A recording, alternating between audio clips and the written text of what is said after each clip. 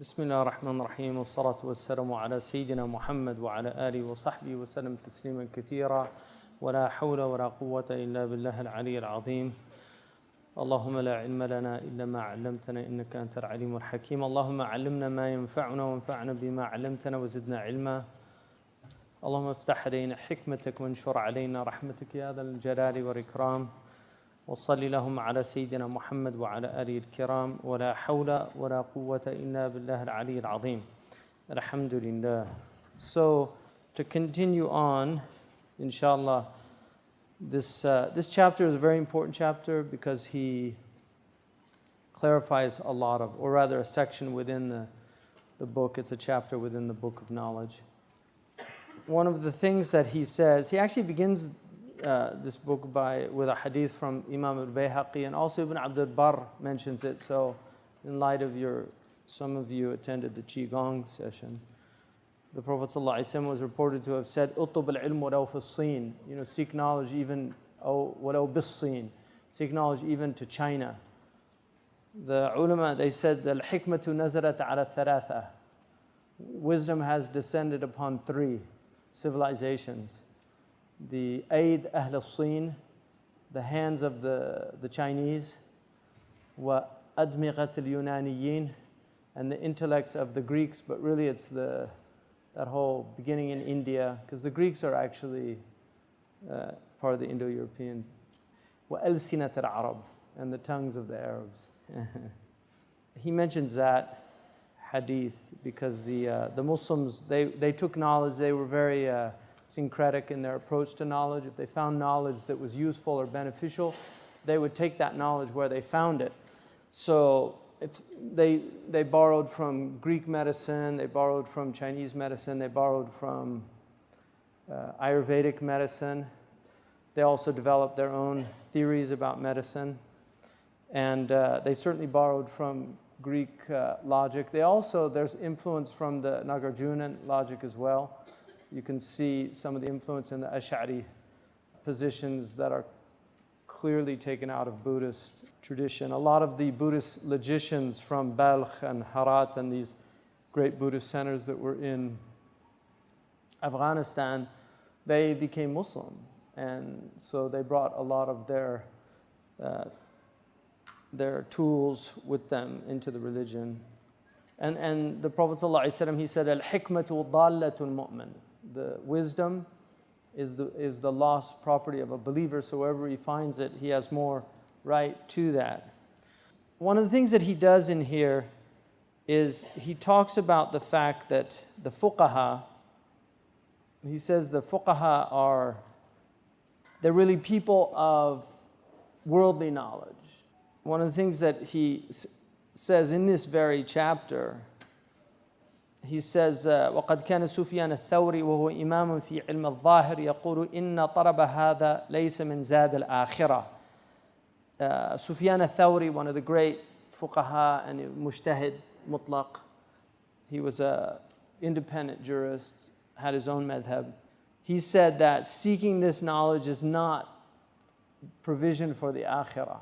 And part of the reason that he said that, and Imam Al-Ghazali elaborates considerably, but part of the reason he said that is because fiqh or jurisprudence was something that enabled you to get jobs in the government, it enables you to become a qadi, a judge. There were a lot of societal perks. The fuqaha, the jurists, then had a lot of pitfalls that were very difficult to avoid. And he goes into that. But what he said, وَمَنْ تَعَلَّمَ, this is Imam Al-Ghazali, وَمَنْ تَعَلَّمَ هَذِهِ الْأُمُورَ لِيَتَقَرَّبَ عَاطِيهَا إِلَى اللَّهِ تَعَالَى فَهُوَ مَجْنُونَ. If you learn fiqh or jurisprudence, and he's not talking about your ibadah, he's really talking about all of the fard kifaya, the collective obligations that enable people to become judges. He said, if you learn that as a way to draw near to God, then you're mad. Whoever does that is mad. This was the reason, this statement, there's another statement also, but this was one of the primary reasons why they burnt the book in Andalusia during his lifetime. It was literally burnt publicly. It wasn't the best of times for difference of opinion. The Andalusians were very, very staunch Maliki. They were also Athari. They were not Ash'ari at that time. In fact, the Western Islam adopts the Ash'ari creed because of one of the students of Imam Al-Ghazali, Qadi Abu Bakr ibn al-Arabi. Also Ibn Turmut, he's a problematic figure, but he also had some influence in that. That's what he said. He said, إنما العمل بالقلب والجوارح في الطاعات والشرف هو علم تلك الأعمال. What will get you near to God is those things, the actions that are going to purify your heart and obedience of your limbs and the honor of that. That's the real honor. So he says, if you say, and this is one of his techniques in the book, he preempts his critics. So he will say, فَإِن قُلْتَ, you might disagree and say, how can you put fiqh and medicine, jurisprudence and medicine at the same level? Because he earlier says that medicine is a worldly science also. And then, so he says, when we know that medicine is for the health of the body, whereas fiqh, jurisprudence, is for the health of the soul. So he says, I'm not equating them. It's not a necessary equation. There's definitely a difference between them. Jurisprudence is more honorable, and he gives reasons for it. For instance, it's a sacred science, although medicine has a sacred component to it, certainly, and he considered it to be from the fara'id al-kifaya, a collective obligation. But he's saying that the Prophet did not come as a healer of the bodies. Ibn Khaldun in the Muqaddimah says, the Prophet ﷺ didn't come to teach us medicine, but he brought the principles of medicine. In fact, in the verse in the Quran, خُذُوا زِينَتَكُمْ عِنْدَ كُلِّ مَسْجِدٍ كُلُوا وَاشْرَبُوا وَلَا تُسْرِفُوا إِنَّهُ لَا يُحِبُّ الْمُسْرِفِينَ. Eat and drink, but not to excess. One of the Greek physicians in Alexandria, I think, or one of the Egyptian towns, when he heard that, he said, مَا تَرَكَ نَبِيُّكَ, I mean, it's from the Quran, but he said, مَا تَرَكَ نَبِيُّكَ شَيْئًا لِجَالِنُوس. You know, that your Prophet didn't leave anything for Galen, because so much of sickness is from overeating, taking more calories than you need. So when it says eat and drink but not to excess, if you're not excessive in your food and drink, then your body will be healthy. He says that fiqh, the second reason that it's more honorable, is that people that are seeking the next world have to have ways of doing that. Whereas medicine is something that the only people that need it are the sick people. If you're healthy, and there's people that go through life, they don't ever need a doctor. There are many places where there aren't doctors. I've lived in places where there's no doctors. Tuaymarat in Mauritania in the Sahara. If you got sick, you either died or you got well. There's no 911 or no ambulance is going to come get you. And unfortunately, in a lot of places, simply because they don't know about massaging the fundus and things after childbirth, women bleed out and die from things that are easily remedied with a little bit of midwifery and knowledge. So he says that you don't need a doctor except the sick people, whereas with fiqh, you need it. Whether you're sick or well, you need to know how to behave. And then he says, and the third reason, the outward fiqh is necessary and complements the inward fiqh, which is the purpose. And this is why tasawwuf, Ibn Juzay al-Kalbi, who I mentioned yesterday, tasawwuf was traditionally considered fiqh al-batin. Just like you have fiqh al-zahir, they considered tasawwuf to be fiqh al-batin. It was simply the fiqh of the internal states, just as the jurisprudence is the fiqh of the outward states. It's the jurisprudence of your outward states. So you need to know, for instance, if you're going to get married, what are the arkan of marriage? What are the foundations of it? You have to have, obviously, you have to have the male and the female, so that's important. I mean, some people would debate that today, but in our tradition, you have to have the male and the female, and then you have to have the wali, according to the three. Abu Hanifa allows for certain women to take care of their own. They can be their own wali. You have to have a sadaq. There has to be some type of exchange. You have to have the sigha. You have to have some type of marriage ceremony in which the wali says, I give this woman in marriage to you, and the man says, qabilta, I accept it. So you have to have that. And then you have to have witnesses. So that's the fiqh. But what do you do when there's problems in the marriage? What do you do when the hearts aren't right in the marriage? The faqih can't do a whole lot there. He can tell you, okay, here's the haqq and here's, but if the woman is always harassing the husband, or the husband is violent with the woman, the faqih can say, يَحْرُمُ عَلَيْكَ ضَرْبُهَا. It's prohibited to strike her. He probably knows that already, maybe not, because unfortunately some Muslims are under the mistaken assumption that somehow domestic violence is their prerogative as a male. But no faqih has ever said that in the history of Islam. It's not permitted to be violent with women. You can't hit an animal in any way that would harm the animal. So it's not really conducive to love in a relationship. What happens though when his anger is like that? Well, there you need, لَيْسَ هَذَا طِبُّ جَالِنُوس وَإِنَّمَا يَخْتَصُ بِالنُّفُوسِ. This isn't the medicine of Galen. This is psychology. So now you need the psychologist, which is traditionally what the Shaykh or the Murabbi was. He was basically what we would call today a psychologist. And so that knowledge was very important to understand the nafs, the nature. For instance, Imam Al-Ghazali says in another part in the Ihya about raising children, he said nobody should raise children that is unaware of the temperament of children, because human beings have temperament, and this was what you were given. Now, the best people are balanced people, but most people have, in traditional medicine, they have temperaments.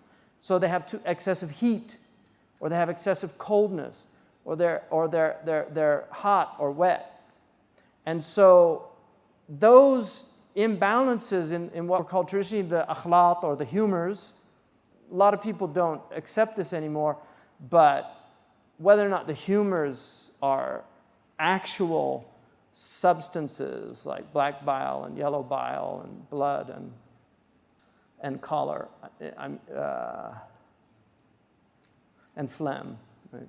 Whether these are accurate descriptions or not, most modern physicians would reject them.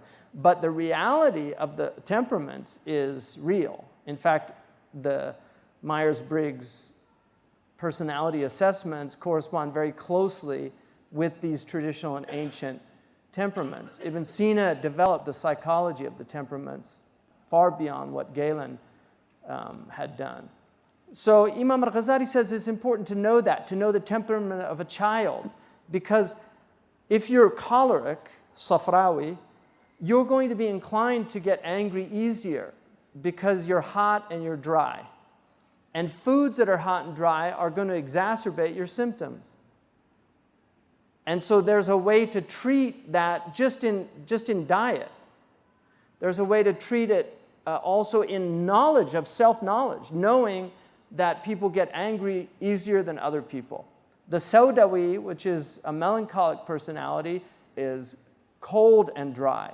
And these are people that incline towards depression. Their anger tends to go inward as opposed to outward. The choleric, and they're related, the choleric and the melancholic, but the choleric will express it inwardly, whereas the choleric will express it outwardly, the melancholic inwardly. So knowing that about yourself, that you incline towards a melancholic temperament, will help in understanding why, for instance, certain things affect you.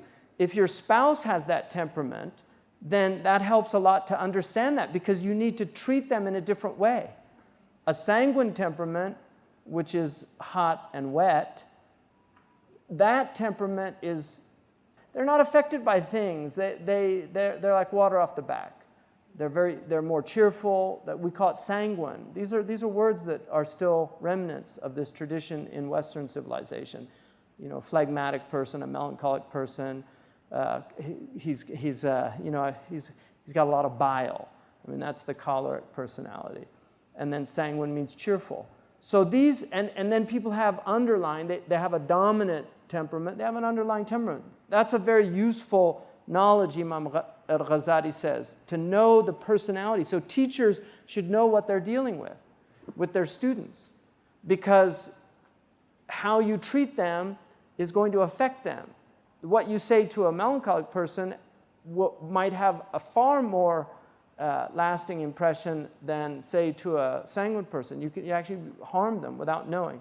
And I heard Shaykh Abdullah bin Bayya once say that أكثر المشاكل في العالم الأمزجة. Most of the world's problems are a result of temperament, just people's temperaments, because they don't understand themselves.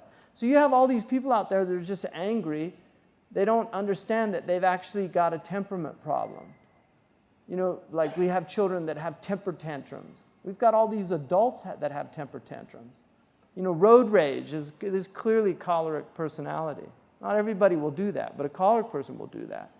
And if they understand that, then you can get to anger management, because choleric people need anger management. And the Prophet ﷺ gave us anger management. He said, for instance, sallallahu alaihi wasallam, if you get angry and you're standing up, sit down. Right? Because it's heat. Heat rises, so go against it.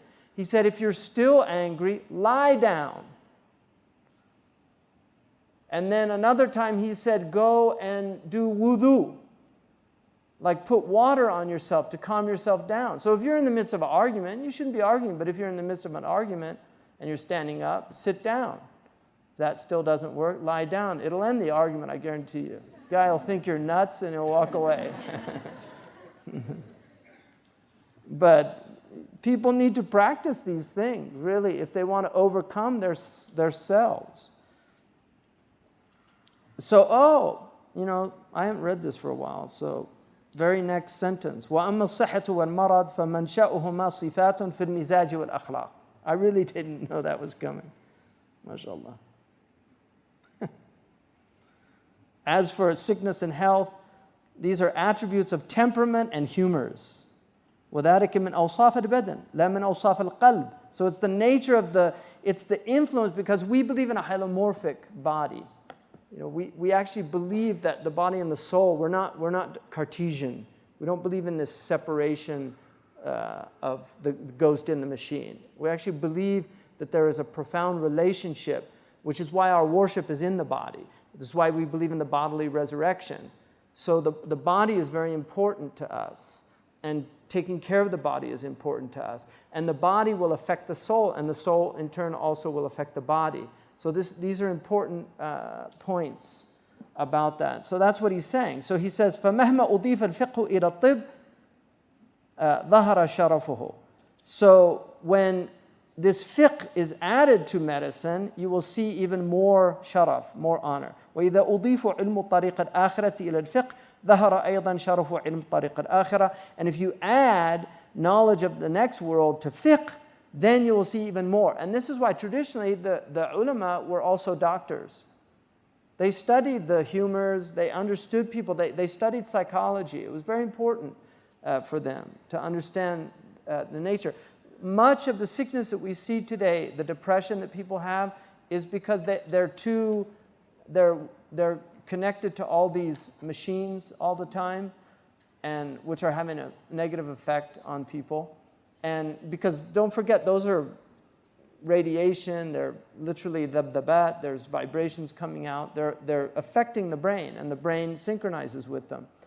And then people don't go out in nature anymore. They don't look at nature, they don't experience nature, they don't breathe properly, they don't exercise. All of these things have an effect on us. And so a lot of people are actually very depressed simply because they're not taking care of their bodies. There's a lot of people sick for that reason. And that's why it's very important in our tradition to take care of the body. The Prophet ﷺ, in fact, in Imam Dhahabi's Tibb al-Nabawi, he says that in one riwayah, it said that his kitchen was like an apothecary because he had so many herbs and different things brewing at different times. And Aisha was asked, how did you learn knowledge of medicine? Her cousin asked her, how did you learn this knowledge of medicine so adeptly? And she said, I used to listen to the conversations of the Prophet ﷺ with the physicians. And we have an amazing hadith where the Prophet ﷺ, a man came to him and complained of his chest. And the Prophet put his hand on his chest and he said, Innaka maf'ud, you've got some heart disease. And he said, Ilhaq bil Harith al-Karada, go to al-Harith al-Karada because innahu yatatabbab, because he's a physician. So that's an example of the Prophet doing literally like a diagnostic scanning with his hand, sallallahu alaihi wasallam, and then giving a reference, referring him to a specialist. Amazing hadith. But Aisha radiallahu anha knew medicine very well. And the Prophet ﷺ gave us very profound medical advice. And there are hadiths indicating that people should move. Sayyidina Umar said, قِلَّةُ الْحَرَكَةِ تَعْقِلَ الْبَدَنِ. Not moving enough will create blockage in the body. And he said also, sallallahu alayhi wa sallam, Sayyidina Umar radiallahu anhu said, لا ترموا النخالة فإنها من الطعام. Don't throw the bran away, the fiber, because it's part of the food. Refined food, in other words. What people eat today, they're sick. We get all these diseases that they don't need. The Prophet ﷺ said one of the signs of the end of time is, he said, تظهر البواسير. You will see hemorrhoids widespread. Why? That's not a disease of places where people move a lot. It's a disease of stagnation, where people are sitting too much, where they're not actually moving, they're not actually involved. So it's very important to remember those things, that this is part of being well in your body. Your body has rights over you. إِنَّ لِبَدْنِكَ عَلَيْكَ حَقٍّ. Your body has a right over you, to take care of it, to exercise it. And it should last, if you take care of it. People, it's amazing, like people, they eat terribly, they never exercise, and then they get a disease that is a result of their lifestyle, and then قَدَّرُ اللَّهُ مَا شَاءَ فَعَلَ. MashaAllah. Ibtila. This is the way they look at it. It's just ibtila from God. No, it's an ibtila from your lifestyle. The way that you have lived has resulted in this. Don't blame God. Right? Take care of yourself. And then if you're doing all the things that you should be doing, and you still get that, then that's an ibtila. But if you're not taking care of yourself, don't blame anybody but yourself. So then he says, now this is really important, because we're getting to the فإن قلت فصل لي علم طريق الآخرة تفصيلا. Clarify to me in detail, what is this path of the akhirah that you're talking about? فَاعْلَمْ أَنَّهُ قِسْمًا. Know that it has two categories. علم مكاشفة وعلم معاملة. In the translation, he interprets it as the knowledge of revelation, which is not that. It's the knowledge of unveiling or inspiration that comes. Mukashafa is the unveilings that occur to the heart, that these are tajalliyat. And the second is ilm mu'amala. So the first category, ilm al-mukashafa, is the knowledge of the inward, ilm al-batin. It's the knowledge of the inward. وَذَلِكَ غَايَةَ الْعُلُومِ. This is really the aim and purpose of all knowledges. All sciences, the aim and purpose of them is to understand the inward realities. These are the first causes. This is what true understanding is, to understand the first causes behind things. And the first causes are never outward. They're metaphysical truths that are behind the outward. And then he says, some of the arifin, some of these people of this knowledge of ma'rifah, they say, مَنْ لَمْ يَكُنْ لَهُ نَصِيبٌ مِنْ هَذَا الْعِلْمِ أَخَافُ عَلَيْهِ سُوءَ الْخَاتِمَةِ. If you don't have a portion of this knowledge, I fear for you a bad ending in your life. So what does he say about this? Very interesting. وقال آخر, he says, وأدنى نصيب منه التصديق به وتسليمه لأهله. The least portion of this knowledge is that you believe in it and its people. That there's people that have this knowledge. If you reject the awliya, right? Bad sign. ألا إن أولياء الله لا خوف عليهم ولا هم يحزنون الذين آمنوا وكانوا يتقون. There are maratib, degrees of wilaya. There are degrees of wilaya. And wilaya is the special providence. Allah subhanahu wa ta'ala has given His entire creation providential care. All of His creation has providential care. Obviously, free will has an effect. And so you see a lot of evil and you see these horrible things. But it's not a sign that Allah's providential care isn't there. No, His providential care is there. That providential care, though, has degrees. And if you want more articulation of this, you can look at an essay that I wrote in the Dua al-Nasiri about that Allah's love is for His entire creation. His love is for the whole of creation. And this is from Amir Abdul Qadir al-Jazairi, who relates it to other scholars' understandings. This idea that God hates some of His creation, no. He has a mahabba amma and then a mahabba khasa. So when you see verses like, Inna Allah la yuhibbu al-zalimin, Allah doesn't love the oppressors, they don't get His mahabba khasa, they get the mahabba amma. There's bughd, because Allah hates, but not in you can't look at it in an anthropomorphic way, like it's emotion. You know, that God's petulant and that He has love like we have love. That's a big mistake to do that. But Allah has created a creation out of His rahmah. And so to deny that rahmah, no. Rahmati wasi'at kulla shay. My mercy encompasses all things. And rahmah is from mahabba. Allah's mahabba encompasses all things. All things. But that specific love is for the people of wilaya, and that love intensifies with the intensity of the wilaya. And so as people draw near to Allah with iktisab, and this is important to note because nubuwwah is ghayr muktasaba, but the Prophet ﷺ has wilaya and nubuwwah. He has both. His wilaya, because people will say, well, how is the Prophet special if Allah chose him? It wasn't a choice. He has nubuwwah, and it was just given to him, and there's nothing that he can do about that, right? It's just given. He's ma'soom, he can't make mistakes. But he has wilaya.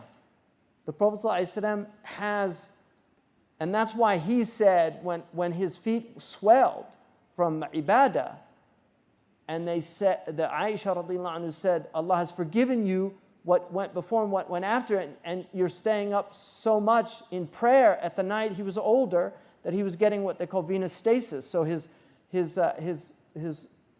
feet were getting swollen from this. And he said, أَوَلَمْ أَكُنْ عَبْدًا شَكُورًا? Shouldn't I be a grateful slave? You see, that's his wilaya. Like he's acting, this is from him, this is his free will. The Prophet's free will is in the choosing of the good that he has. And so his nubuwwah and his wilaya, every prophet is a wali. But not every wali is a prophet. Right? And this is why the Prophet is over all, the one Prophet is better than all the awliya. The Prophet ﷺ he's rising in those degrees. And this is why, for instance, Musa ﷺ, he got angry, he broke the Torah when he threw down, the Ten Commandments, when he threw it down. فَلَمَّا ذَهَبَ عَنْهُ غَضَبُهُ, right? When that anger left, he picked them up again. But he was angry because he was a human being. So the prophets get angry, they have these human things, but they develop themselves in their lives here on earth while they're here. Their knowledges differ. Their knowledge at the beginning is not the same as the knowledge of the end. Qadi Iyad, for instance, says about the Prophet, when somebody said to him, Sayyiduna, he said, Bal Sayyidukum Ibrahim. No, your Sayyid is Ibrahim. He didn't know yet that he was over Ibrahim.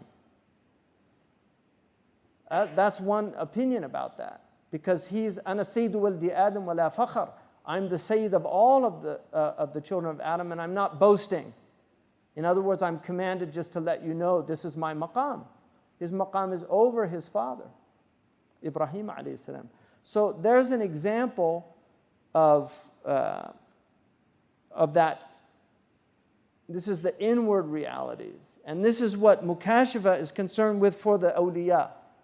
And so he's saying the least that you should have is a belief in awliya. And every tradition has had these people. Every tradition that came from God, you will see that they had these people. And the early Christians had many, many miracles. People saw them with their own eyes. They had the gift of healing. They could lay on hands. People would be healed. They did miraculous things. This is well recorded, documented. And we know that there were miracles of the Jewish. The Prophet ﷺ gave us many examples of miracles that occurred at the hands of Jewish people. وَثْبِتًا لِلْأَوْلِيَا الْكَرَامَةِ وَمَنْ نَفَاهَ فَانْبِذًا كَرَامَةً. Imam Al-Laqani says in the Jawhara that assert the miracles of the saints, and whoever rejects them, reject him. Because they're real. So you should at least believe in them and then recognize that they're real. And then another one said you have there's two qualities that if they're not in a person, they won't have any portion of this knowledge. The first one is bid'ah. You have to have a sound belief, true belief, and you have to have sound practice. So if you have bid'ah in your belief or bid'ah in your practice, and then that's why it's important to learn fiqh so you don't fall into, because bid'ah, a lot of people use that word, they throw it around, but they don't really understand it. And I think in some of the other classes they might have talked about the different types. Shaykh Jamal, I think, is going to talk about that if he hasn't already, about the different types of bid'ah. So he's talking about bid'ah madhmuma, unacceptable. And also he said, من كان محبا للدنيا مصرا على هوى لم يتحقق به وقد يتحقق بسائر العلوم وأقل عقوبة من ينكره ألا يرزق منه شيئا. He said that whoever loves this world or follows his caprice, he'll never realize this knowledge, even if he realizes all the other knowledges. And the least of his punishment in rejecting it is that he won't be given any portion of it.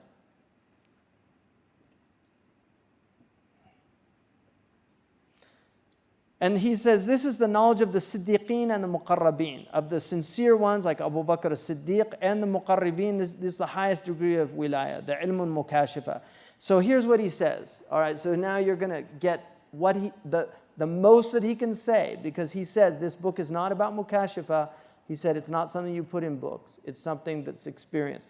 But what he's going to say here is pretty much all that he can say. He says, فهو عبارة عن نور يظهر في القلب عند تطهيره وتزكيته من صفاته المذمومة. It is this, what we call علم المكاشفة, is an expression that indicates a light in the heart, that manifests in the heart once it's been purified and removed of its negative qualities. And that light will he said, وَيَنْكَشِفُ فِي ذَلِكَ النُّورُ أُمُورٌ. So certain things are made clear because of that light. Just like light enables you to see things, that light in the heart enables you to perceive things. And so he says that فَيَتَوَهَّمُ لَهَا مَعَانِيَ مُجْمَلَةً غَيْرَ مُتَضِحَةٍ فَتَتَّضِحُ إِذْ ذَاكَ حَتَّى تَحْصُلَ الْمَعْرِفَةُ الْحَقِيقِيَّةُ بِذَاتِ اللَّهِ سُبْحَانَهُ. And so before you really know it, that people can say things and they can have ideas of what these meanings are, just general ideas, but it's not clear to them. It only is clear when that true knowledge emerges about the nature of Allah subhanahu wa ta'ala. وبصفاته الباقية التامات وبأفعاله وبحكمته في خلق الدنيا والآخرة, and understanding why he has done this world You see, why He has done this. And this is why these people are in real submission to Allah subhanahu wa ta'ala in a completely different way. Because they understand what's really going on. They understand this hikmah that Allah subhanahu wa ta'ala has in His creation, the wisdom behind these things. They understand these things. And so they don't get the confusion that people that don't have this knowledge get. They don't have the same level of confusion because they see clearly that Allah is Rahman and Rahim. Everything He does is for the benefit of our species. And He doesn't oppress us. We oppress ourselves. That we have free will, and yet at the same time, there's a type of determinism. And this is one of the paradoxes of our tradition, that Imam Ali radiallahu anhu said, somebody asked him about that, and he told about qadar and the ijbar and the takhir, free choice, and he told them, lift one leg. He lifted it, and he said, now lift the other without putting that down. He said, I can't. He said, it's between the two. So that's one of Allah's secrets. But we've been told if you delve too deeply in that, it'll confuse you. But we believe that we are responsible for our actions, and yet our actions are purely enabled by Allah subhanahu wa ta'ala. And so he says this also will give you an understanding of the nature of angelic forces and demonic forces, that there are light forces working in creation and dark forces. And we want to accrue the madad, the help of the angelic forces. Dhikr does that, knowledge and learning does that, but we also want to avoid the dark forces. And so there's protection that you have to do in order to avoid these dark forces. So this is very important. And these are the knowledges that come from that, because there are shayateen al-ins and there are shayateen al-jinn. There are demons that are of jinn and ins. وَكَيْفِيَّةُ مُعَادَةِ الشَّيْطَانِ الْإِنسان. And then how shaitan is fighting the human being, the techniques that these demonic forces use. You get an understanding of that. وَكَيْفِيَّةُ ظُهُورَ الْمَلَكِ لِلْأَنْبِيَاءِ. How the angels manifest to the prophets, and how wahi comes to them, and understanding the nature of the heavenly kingdom, the nature of the heart, and then also how the angels and the shayateen themselves are in a conflict. So these positive forces and negative forces are working also.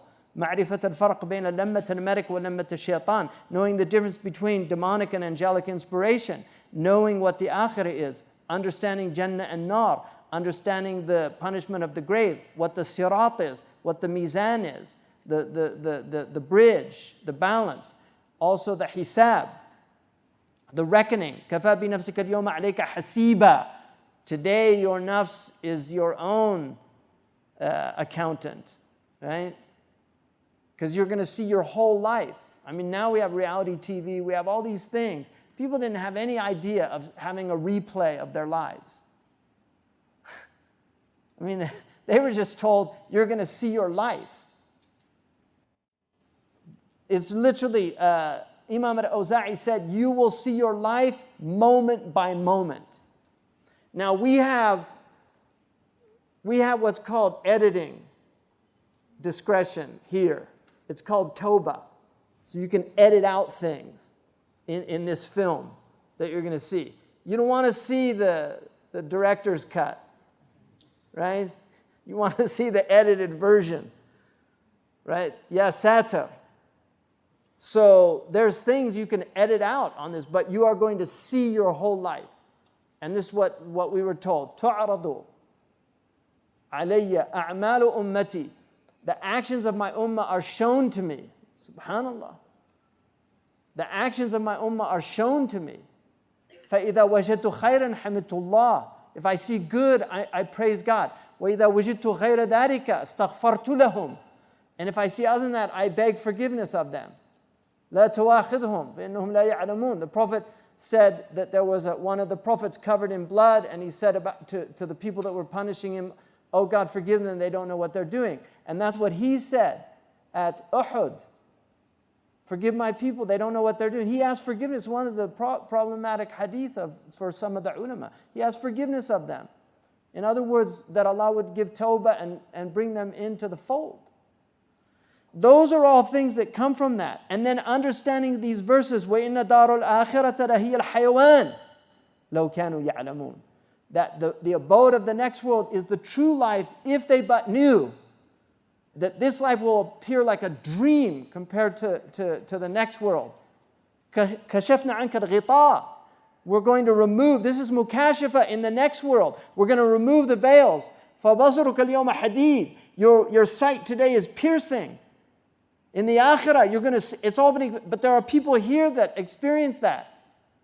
They see the reality of the world. It gets unveiled for them. They see the sicknesses in the world. They see what people are doing to themselves.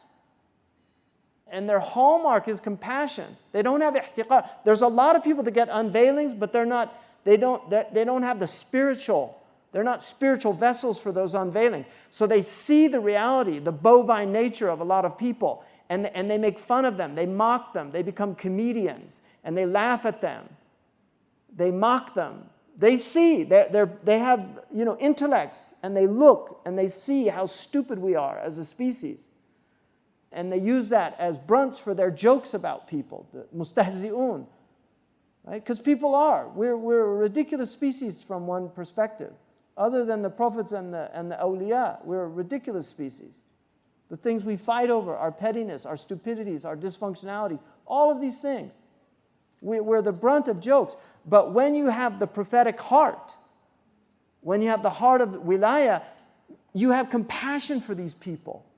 You want to elevate them from their bovine reality to a spiritual reality, to take them out of their inhum kal an'am. They're like cows. No, they're not cows. They're created in a metaphysical image of reality. They're created in the form of a prophet, Adam alayhi salam. They have the potential to have the light of iman, of faith and ma'rifah in their hearts. So this is what he's saying. These are the realities. And so he says there's maqamat for all of this. And then he talks about how people involve themselves in fard kifayat, like learning fiqh and other things when they don't fulfill the fard ayn. So there's people that involve themselves, like they'll learn fiqh al-khilaf, but they don't know, so they'll learn about the differences of the fuqaha, but they don't know the basis of even one of the opinions. So they put the cart before the horse. And he talks also about, he says, why do they learn the fiqh? Because they want to get, he said, they should be learning medicine. Because he said, we've got a lot of fuqaha, we don't have doctors. He's talking about in his time. He said, we have a lot of fuqaha. Why are they all going to fiqh? And they're leaving medicine to the Christians and the Jews. Why? He said, because they want the awqaf. They want to be in charge of the awqaf. They're looking for, now they study medicine because that's the way you make money. Faqih, they're all poor now. So now they're all studying medicine. All our brilliant people in the Arab world and Muslim world, they're all studying medicine. No money in fiqh anymore. Yeah, it's the irony of.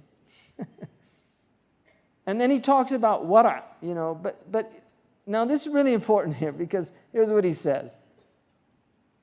Hayhat. He says why don't they study medicine? But they want to get in charge of the orphans' wealth with taqallud al-qada wal-hukuma and get into positions of like qadis in the government. وَتَقَدُّمْ بِهِ عَلَى الْأَقْرَانِ وَالتَّسَلُّطْ بِهِ عَلَى الْأَعْدَاءِ so that they can get ahead of their peers and then they can have some power over their enemies. Hayhat. Yeah. Good luck. قَدْ اندرس علم الدين بتلبيس علماء السوء. And this is one of his most important statements because I'm telling you, he said this 1,000 years ago. This religion has been corrupted by the talbis of the bad ulama. They've dressed it and made it something other than it is. And we have the same problem today. All of these people turning Islam into a political ideology that it's just about worldly power. These people that have no spiritual essence, which is what enables them to cut off heads with impunity. Or take poor people that have been living for 1,000 years amongst the Muslims, unmolested, and then drive them from their homes. And what? They don't read the ayahs about being driven from the home? What type of people drive people from their homes? What kind of people are those that drive people from their lawful homes? So all of that is gone. And these people read the Quran, they read the Hadith. The Prophet said it won't go down their throats. It won't get to their hearts. And he told us that these people were coming. And he warned us about them. And he said that they'll be eloquent. He said when you see them pray, you'll deem your prayer insignificant. He said when you see them fast, you'll think you're fasting insignificant. So there are people that do worship and it's all outward. There's no inward reality. This is what he's talking about. These are sick people. And this is what he was fighting in his own lifetime. And if he was alive today, they would be attacking him. Right? We can honor him now because it's 1,000 years ago, right? The only good saint is a dead saint. Right? When they're alive, their life is tribulation. His life was filled with turmoil and tribulation. Assassination attempts. SubhanAllah, his own teacher, there's several assassination attempts, on these people.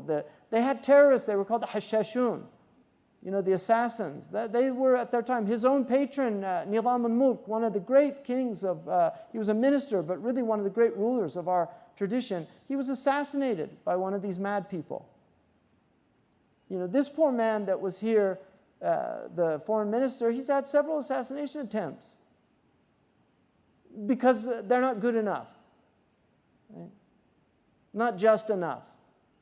Everybody's a zalim in their eyes except themselves. They're not zalimun, but everybody else is a zalim.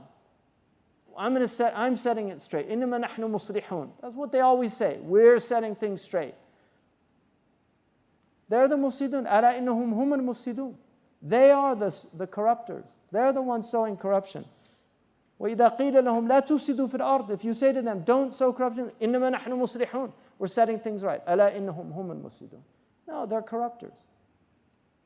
The Prophet ﷺ, they asked him, what do we do if we don't find it in the book and the sunnah? The Prophet said, سَلُوا الصَّالِحِينَ وَجَعَلُوهُ شُورَ بَيْنَهُم. Ask righteous people. People that have their nafs are purified. Ask those people. Don't ask the faqih.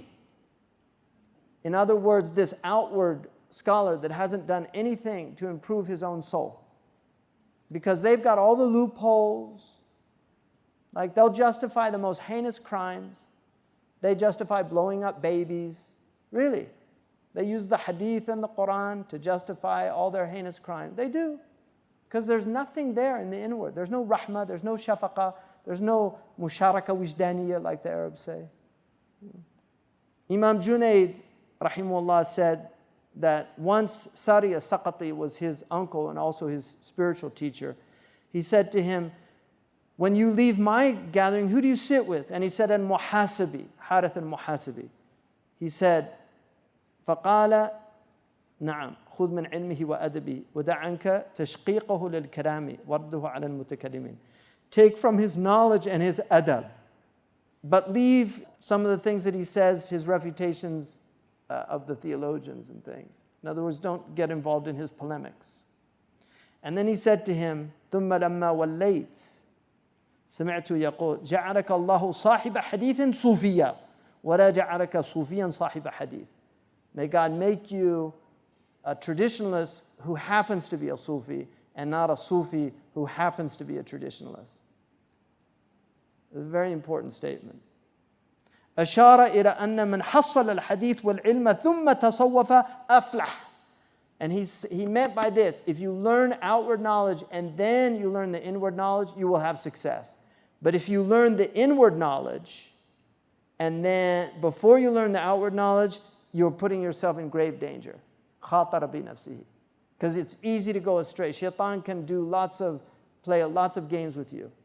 But he can't play games with an alim who's also an abid. He can't play games with. But the abid who's not an alim, he can play games with them. And there are many hadiths to indicate that.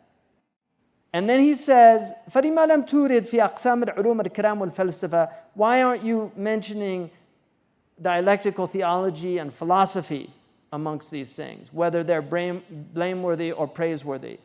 And then he goes on about, and there's a whole section about kalam. And he said much of it is unnecessary. People shouldn't involve themselves. He actually wrote a book, إلجام العوام عن علم الكلام, preventing common people to get involved in dialectical theology. But he said it's necessary to fight obfuscations and these things. But he said some of it really doesn't have any relationship between the religion that's sound. But about philosophy, and this is important, he says philosophy is not a science in and of itself, but it has branches of science. One of them is geometry and mathematics. And this is what we call now theoretical mathematics, which is a type of philosophy. So he's saying that they're permissible. And also they can go under the fard kifaya, because people need to know these things. So he mentions that. And then he says the next is logic. وهو بحث عن وجه الدليل وشروطه ووجه الحد وشروطه وهما داخلان في علم الكلام. Logic, he argues, is a propedeutic knowledge. It's a necessary introductory science to all the sciences. And he considered it very important. He wrote 7 different treatises. He wrote 5 books on logic and a few treatises on it. So he considered it very, very important. He actually wrote one book. He removed all the traditional terminology just to make it a little more palatable to some of the fuqaha that didn't like the terminology. But he was a master logician. It enabled him, obviously, to win all the debates that he got into. But he recognized the importance. He considered it to be like grammar for the mind. It's the rules of syntax for thinking. And then the ilahiyats. And he said this concerns metaphysics, theology. And he said they have a lot of different madhabs. He said some of it is kufr, some of it is bid'ah. He actually identifies in maqasid 20 positions. 3 of them he considered kufr, 17 he considered to be bid'ah. And then the 4th, and this is important, are the tabi'iyat. And these are what we would call today natural sciences. Because traditionally, natural sciences went under the category of philosophy. So natural sciences were part of philosophy in the past, which is why a lot of people look askance at philosophy because a lot of the philosophers were very wrong about their scientific conclusions about the world. Aristotle makes egregious mistakes. But because of their flaws in natural philosophy, they reject ethics, for instance, or logic. And these are mistakes. He says something very important. بعضها مخالف للشرع والدين الحق. Some of these sciences go against the religious truths. And this is important because natural sciences are sometimes in real conflict with revelation.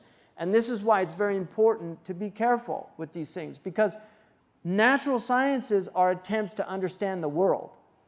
These attempts often involve cosmology. I'll give you an example. One of my sons was studying biology. His biology teacher started talking about where everything's created from. In other words, he went from biology to cosmology.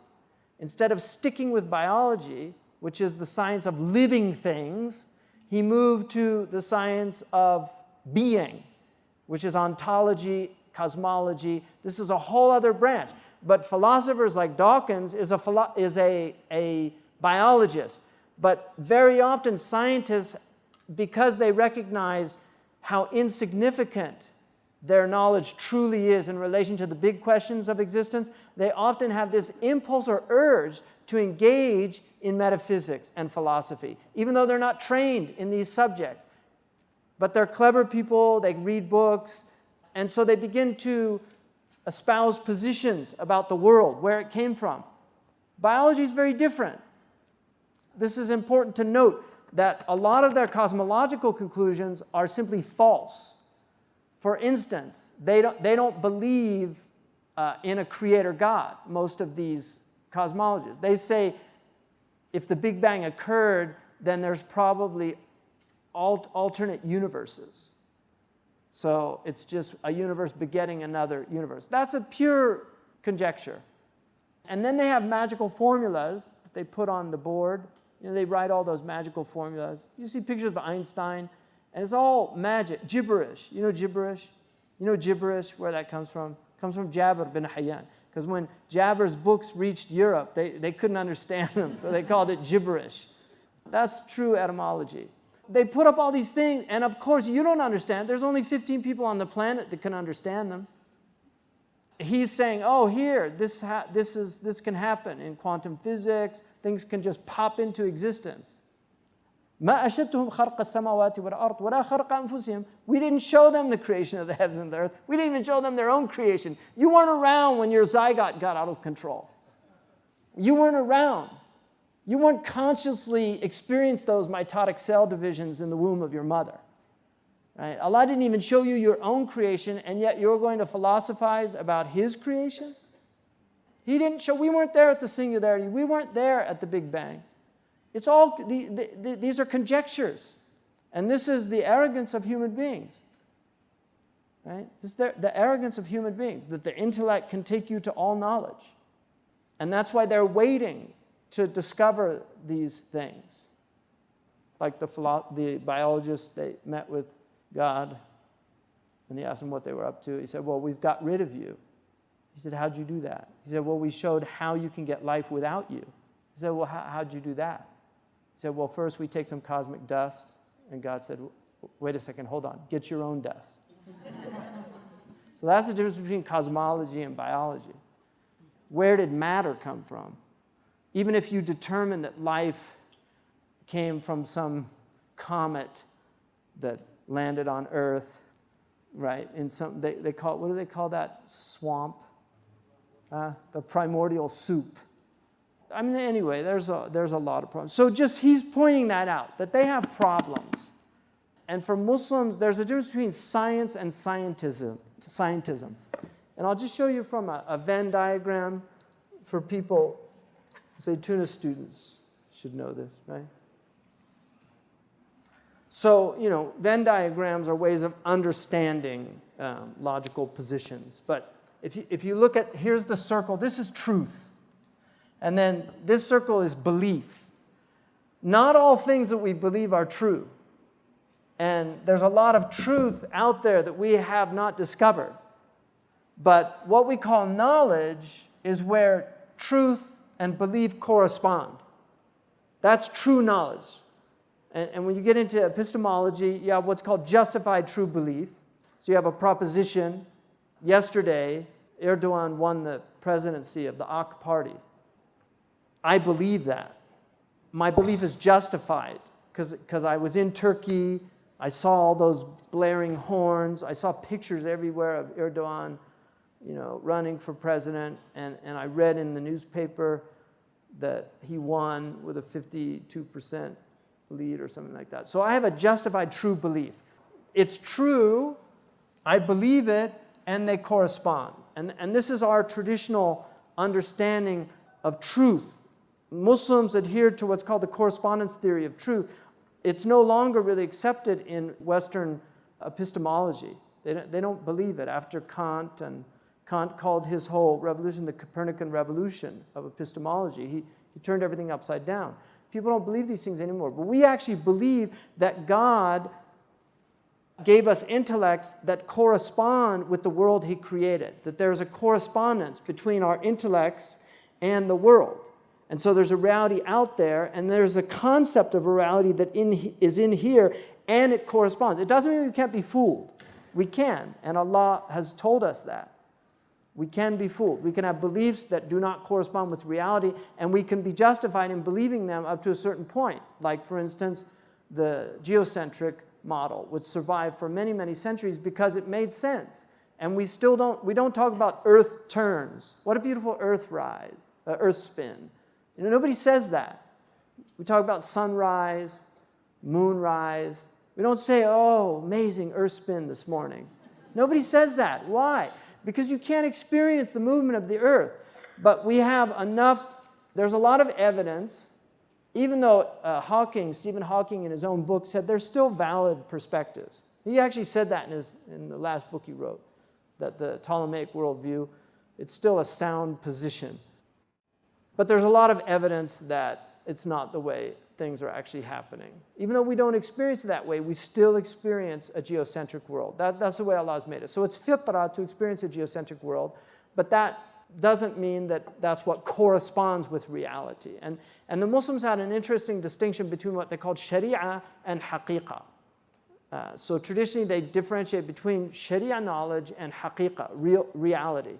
And the sharia, for instance, in sharia, God speaks to us from a geocentric perspective. He talks about the sun rising. When the sun reaches the 90 point, that's when we pray. So that's sharia. It doesn't necessarily mean it's, I mean, if we took all these modern sciences, we know that the sun, if you see it on the horizon, 8 minutes after it's set, it's still on the horizon.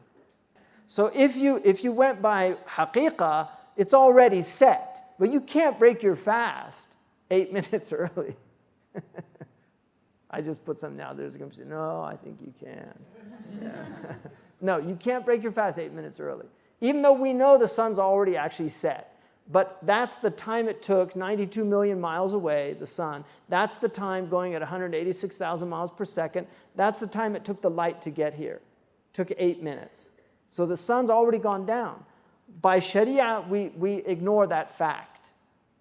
That's considered pretty much factual by science. We ignore that. That's very important that he points that out. And then he says that these physicists are like doctors, only the doctor is considered with the motion of the body and how it's sick and how it's well. Whereas they look at all bodies and look at it from the perspective of change and motion, right? Which is what calculus, I mean, this is the science of studying change and motion, acceleration, how things change as they move. And so he says, أَمَّا عُلُومُهُمْ فِي الطَّبِيعِيَّاتِ فَلَا حَاجَةَ إِلَيْهَا. He's saying there's no real need for it. Now, you don't need it to have a healthy society, but it improves and it also harms life. So it has benefits and it has harms. I mean, all these modern sciences have brought great benefit to human beings, but they've also brought great tribulations and in some ways brought us onto the brink of environmental disaster and psychological disaster. I mean, emotional meltdowns, people aren't doing very well. The Sahaba were ulama of the akhirah. They weren't ulama of the dunya. And he said the Prophet ﷺ he left behind all of these great knowledgeable scholars of the akhirah. And yet he said, if you look at the reality of it, he says here, the Prophet ﷺ left alaf min as-sahabati radiyallahu anhu, kulluhum ulama'u billah. All of them were Gnostics of God. They all knew God. أثنى عليهم رسول الله صلى الله عليه وسلم. And he praised them. وَلَمْ يَكُنْ فِيهِمْ أَحَدٌ يُحْسِنُ صُنْعَةَ الْكَلَامِ. They weren't good at writing. They didn't leave books behind. وَلَمْ يُنَصِّبْ نَفْسُهُ لِلْفَتْوَى. None of them set themselves up as muftis. In fact, he said there's only less than 10 that were giving fatwa. Out of all these tens of thousands of Sahaba, there's less than 10 that were giving fatwa. Al-Mukthirun are less than 10. Aisha is one of them. Really. In fact, when people came to them for fatwa, they would say, go ask so-and-so. They didn't want to answer. And he said, كان إذا سئل عن الفتوى يقول للسائل اذهب إلى هذا الأمير الذي تقلد أمور الناس. Go to this Amir, go to the ruler that's in charge of the affairs of people, and وضعها في عنقه. Put it around his neck. I don't want the responsibility. Put it around his neck. إشارة إلى أن الفتوى في القضايا والأحكام من توابع الولاية والسلطنة. This is a clear indication that these are the affairs of state. See, now we've got all these nutcases giving their fatwas. They're all giving fatwas. You know, go kill these people, go kill these people, go blow up these people. Who are these people? On whose authority? Whose authority are you issuing these fatwas? But this is the problem when we have religious anarchy. We have religious anarchy now. He said they weren't interested in shuhra, in being famous. They weren't interested in winning arguments. He said, Abu Bakr is not, his fame is not because he was the caliph. We know about him because of a secret that God put in his heart. Umar radiallahu anhu, he said he was known for his siyasa, but look at his bounty and knowledge. When he died, Ibn Mas'ud said 9/10 of knowledge went with him. And somebody said to him, there are plenty of ulama and fuqaha. How could you say that? He said, no, he's taken knowledge of God with him. And then he says the fuqaha and the mutakallimun, jurists and theologians, and then the khulafa, the qadat, the ulama, he said they go into different categories. He said some of them, they actually desire God for their knowledge and their fatwa, and they're defending the sunnah. But other ones are just out for fame and notoriety and reputation. He said not every action is knowledge. He said the tabib, the doctor, can get close to God through his knowledge, if he's doing it for the right reason, if he's taking care of people for the sake of God. And he said the sultan also has that. He can be pleasing to God. And he said, and so if you want to know the ways to get to God, there's 3 ways. Ilmun mujarradun, pure knowledge. And this is, he said, this is ilmun mukashifa. And this is very interesting because what he's saying, and this is something modern Muslims have no understanding of this, it's the gift of presence. It's the gift of being. There are people that their gift is simply their presence. And in our tradition, we've always had contemplatives, people that have lived a contemplative life and have not been active in worldly affairs. One of my own teachers, Murabit al-Hajj, he left the world. He actually fled a town. I mean, he was raised a Bedouin, but he fled a town because he thought there was so much corruption. And when I went to that town, I felt like I was in Medina in the 8th century. It was so amazing. Every night it was just, all you could hear was the Quran. Like Dawi al-Nahl, literally. I'm not romanticizing Gero. I mean, I saw it with my own eyes. Literally, we sat up at night, I used to go up after Isha, and we would go up on a sand dune. There was no electricity, so all you could see was some candlelight in some of the houses. There was no electricity. It was all mud houses. There was no pollution. Couldn't see any litter. The whole town, all you could hear was Quran. It was amazing. I mean, I cried several times just looking at it, just thinking, what is this place? That's gone. If you go there now, all the houses are made out of cement. There's garbage everywhere. There's all these telephone wires everywhere, satellite dishes everywhere, and at night they're all watching satellite TV. It happened in my lifetime. I saw it with my own eyes. Amazing. But Murabit al-Hajj left that place because he thought it was too corrupt for him. And he went to a very hard place to get to. And when I got there, one of the first things he told me, he said, I put a barrier between me and the people of dunya. He said, people of himma get to this place. But he's pure contemplative, but he taught. I mean, that's action in that he was a great teacher. And many, many people, I mean, literally thousands of people studied with him over because he taught for about 90 years, I think, close to. But his great gift was his presence, not just his knowledge, just to sit and be in the presence of a human being that had conquered his nafs and was a true servant of God. So that's one type of knowledge. وَعَمْلٌ مُجَرَّدٌ. And then pure action. وَهُوَ كَعَدْرِ السُّلْطَانِ مَثَلًا وَضَبْطِهِ لِلنَّاسِ. I once went to Shaykh Sultan al-Qasimi's palace in Sharjah. And I was with one of the du'at. And I've been in several of these type places, but there was definitely a palpable sakina there. And I remember I said to the person I was with, I said, SubhanAllah, there's a sakina here, like tranquility. And he said, Na'am, dhikrullah. And I said, I don't think so. I think it's justice, because the dhikr of the sultan is being a just ruler, not being unjust. That's a dhikr of a sultan. You don't want a sultan that's, Imam Al-Ghazali, one of the sultans at the end of his life, came to study with him. He said, no, you go and do your work. You're not supposed to be here. This is not, go and do your work. Take care of the poor people, help the oppressed people, help do those things. That's what the sultan is supposed to be doing.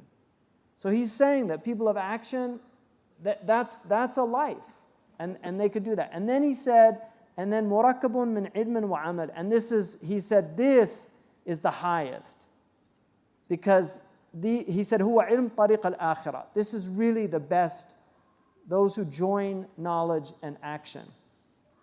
And he said these are the ulama wal ummal, the people that have knowledge, and Murabt al-Hajj is really from that, because he did that's what he did his whole life, was teach. And so he said, look at yourself. And who do you want to be in? Which hizb do you want to be in on the Day of Judgment? Which group do you want to be in? And then he goes on and he talks about the imams, and it's very important. Like, he talks about all these imams, the 4 imams, and he shows how they were ulama of akhirah. They had secrets. They weren't these dry people, that they were people of deep knowledge of Allah. He begins with Imam Shafi'i, that's his imam, then he goes to Imam Malik, and then he goes to Imam Abu Hanifa, to show that these, and then Imam Ahmad and Sufyan also.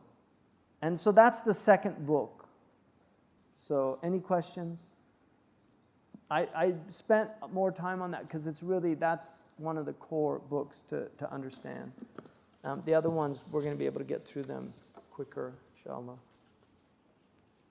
What book do you recommend to learn the temperaments and the foods related to them? There's a good book called The Temperament God Gave You, because the Catholics still have this tradition, even though they got it from us. Because they translate all those Arabic books. Because Ibn Sina really developed this, and then it got into the Arabic tradition. I mean, his book was taught in Europe for centuries. The Catholics believe in this temperaments. Can you please elaborate on what Ghazali says about how learning inward knowledge prior to the outward can lead you astray? Well, there's a lot of, Imam Malik did not like to be asked about gharib al-ilm. And the Prophet ﷺ, a man once asked him about the sa'ah, and he didn't say anything. And later he asked where's the man asking about the end of time? And the man said, it was me. He said, ماذا أعددت لها? What have you prepared for it? In other words, that's more, we know it's coming. That we know. We have certainty about that. There's signs. The Prophet told us about the signs. But the real matter is the readiness is all, as Hamlet says. To be prepared for death, that's the purpose. Because the end of time really is the end of your life. And we don't know when that's coming. So the man said, مَا عَدَدْتُ لَهَا كَثِيرَ الصَّلَاةٍ وَلَا صِيَامٍ. I didn't prepare a lot of prayer and fasting. إِلَّا أَنِّي أُحِبُّ اللَّهُ وَأُحِبُّكَ يَا رَسُولَ اللَّهِ. He said, the only thing I have is love for you and love for Allah. And the Prophet said, الْمَرْءُ مَعْ مَنْ أَحَبَّ. A man's with the one he loved. That's why I don't underestimate mahabba, if it's real, if it's genuine. And Anas said, we were overjoyed with that more than anything we'd heard. That's important. Any other questions? Assalamu alaikum. You mentioned that traditionally a Shaykh was a psychologist. Yeah. I just want to ask, is there benefit in studying modern psychology and, say, NLP techniques to treat problems in our communities, like addiction, depression? And if so, is this like a fard kifaya? There's definitely, I think, a lot of knowledge. Unfortunately, they've studied human beings so well. You know who hires psychologists are advertising agencies. So social engineering is real, and that came from really, they understand the self, but they have a materialistic understanding of the self, which is different from our understanding. So there's problems with one of the things that Muslims, that we have to do is we have to learn our tradition, and this is a double burden. This is what Imam Al-Ghazali did. He not only knew his tradition, he also knew the other tradition. He knew comparative religion. Ibn Taymiyyah wrote a multi-volume work on Christianity. And one of the things that, he shows how the Bible predicted the Prophet. It's a very interesting work. One of the things he says in the first volume of that work, he said, Muslims, when Christians ask them questions, they say, لا نعطيك الجواب إلا السيف. The answer we're going to give you is the sword. He said, what is that? He said, that's the very thing they say about our religion. Like, that's why they don't want to join it. He said, you're just confirming their stereotype. He said, our religion, he said, ظهر بالحجة والبرهان لا بالسيف والسنان. He said, our religion spread with proofs and clarification, not with oppressing people with the sword. He said, what's wrong with Muslims? He said they should learn and discuss with people that our way is the way of persuasion. It's not the way of, if you don't like what I have, I'll just punch you in the face. What is that? Blood is no argument, Shakespeare says. It's no argument. You don't win an argument by killing somebody. We have this problem in our community. It's been acknowledged. Ibn Taymiyyah recognized it. And some of these people that call themselves his followers, some of the worst criminals. What is the second of the two things if one has? Good catch, because I didn't mention it, did I? Good catch. Kibr, arrogance. If you have arrogance, bid'ah or arrogance. He said these two things, the heart it's just not open to illumination. Can you repeat the three ways to get to God? What he said is that you can have pure knowledge, which is contemplation, where you really come to know God through contemplation, meditation, and then action.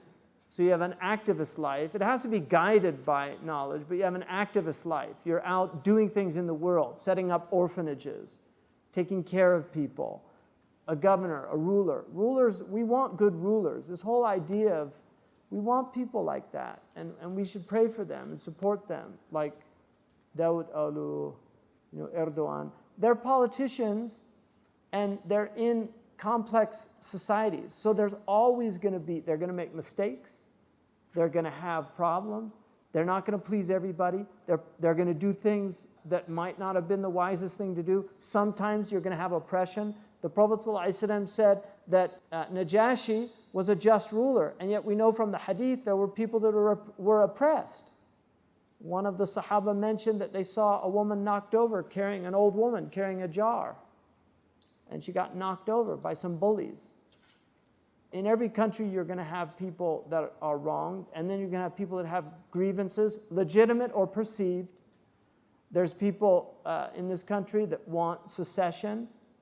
The Kurdish people were victims of colonization because they were put into all these different countries, and the borders, before they moved very freely. Kurdistan was, but now there's problems because of these borders that were demarcated.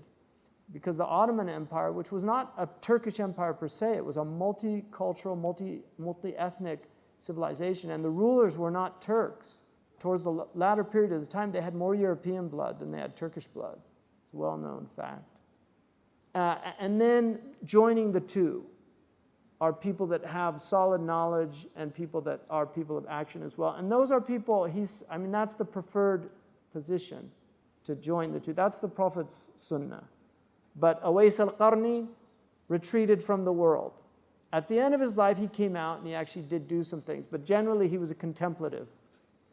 And then there are other people of action. Although he had a considerable amount of knowledge, he was a man of action. Somebody like Hajjaj ibn Yusuf. He's got his faults, but he was definitely a great man. Nobody can deny that. Time is up. Alhamdulillah. So, inshallah, the next two will be quick. So we'll get through this, inshallah, bi'idhnillah. But I wanted you to really have a good understanding of what he was talking about. سبحانك اللهم وبحمدك أشهد أن لا إله إلا أنت أستغفرك وأتوب إليك. جزاك الله خيرا.